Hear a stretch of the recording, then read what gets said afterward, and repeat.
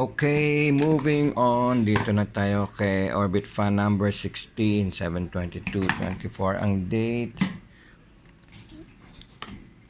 Hindi freewheeling. Okay, pero kinabitan na natin. Saksak.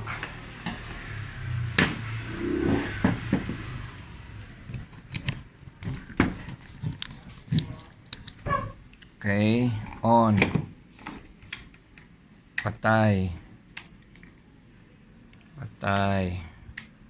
Ayun. Okay.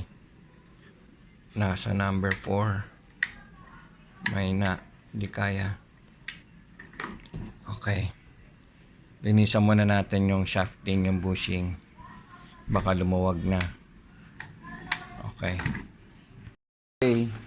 Tuloy tayo kay fan number 16. Okay. Bakit manipis yata ang motor? Parang bago. Anyway, maganda. Okay. So, linis lang yan. Ito ulit tayo. Sama na itsura niya.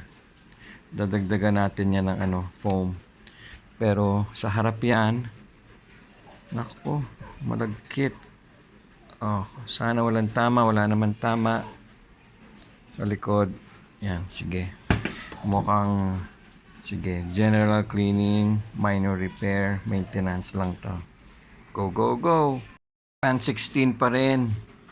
Nilinisan na natin yung shafting. Okay sa likod pero sa harap, hindi pwede. Gas-gas din. So, palit tayo ng shafting, palit tayo ng bushing tsaka oil foam. Sa likod, okay tayo. Okay, nalinisan na natin to para makabit na tong bagong bushing and oil foam. Yan. Diyan yun. Yan. Ito yung luma. Okay.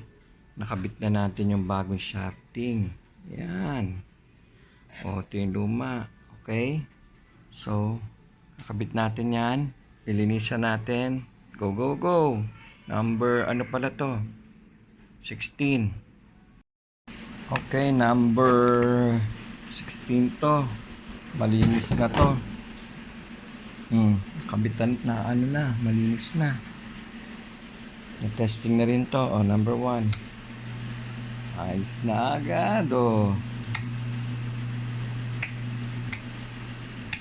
Okay. Kabit na. Okay, grabe. Ulan na ulan. Okay na to. Number, kita ba?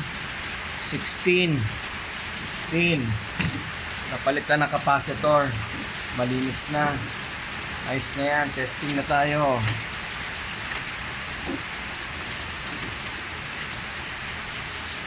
Okay, number 1. Oh. Ayos. 2. Okay. 3. 4. Okay, so pinalitan yung shafting, bushing, oil foam, capacitor, general cleaning, minor repair.